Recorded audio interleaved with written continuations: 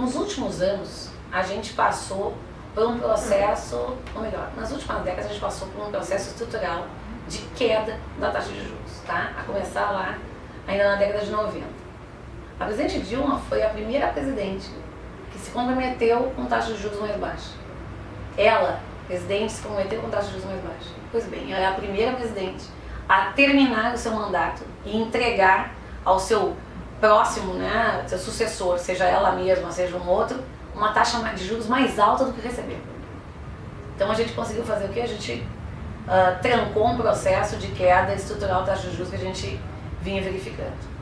Pois bem, durante o governo dos nossos dois últimos presidentes, antes da presidente Dilma, a gente não gozava de independência do Banco Central, mas a gente tinha autonomia do Banco Central. O que significa ter um Banco Central autônomo? É ter um Banco Central que efetivamente está comprometido com aquilo que é a obrigação do Banco Central, de defender o poder de compra da moeda, de evitar a corrosão da moeda via o processo inflacionário. Quando a gente teve autonomia do Banco Central, a gente conseguiu reduzir as nossas taxas médias de inflação e reduzir as taxas médias de juros.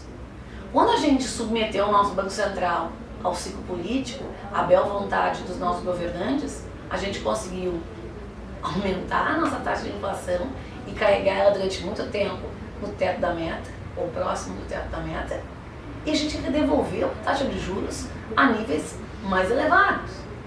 Então, se você me pergunta se eu sou a favor da independência do Banco Central, eu vou dizer o seguinte para você: eu queria muito que o Banco Central não estivesse sujeito a ciclos políticos. Por quê? Porque a gente sabe que ciclos políticos são muito tentadores para os nossos governantes. A política monetária é muito poderosa e muito fácil de ser aplicada. Então pense você que um governante que tiver acesso ao Banco Central, ele pode ligar ou desligar a torneira da atividade econômica ao seu bel prazer, independentemente do custo inflacionário que ele tiver, para estimular o resultado das urnas. Então, isso é crítico.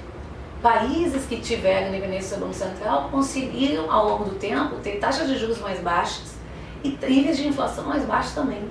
Então, a pergunta que a gente tem que fazer para o Brasil é a seguinte: nós queremos ou não queremos taxas de juros mais baixas e níveis de inflação mais baixos?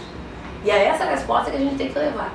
Mas, de novo, se a gente tivesse exclusivamente já a autonomia, como a gente já teve, seja do governo do Lula, seja do governo do Fernando Henrique, isso já seria o suficiente para a gente conseguir manter a inflação controlada e a taxa de juros em trajetória de queda.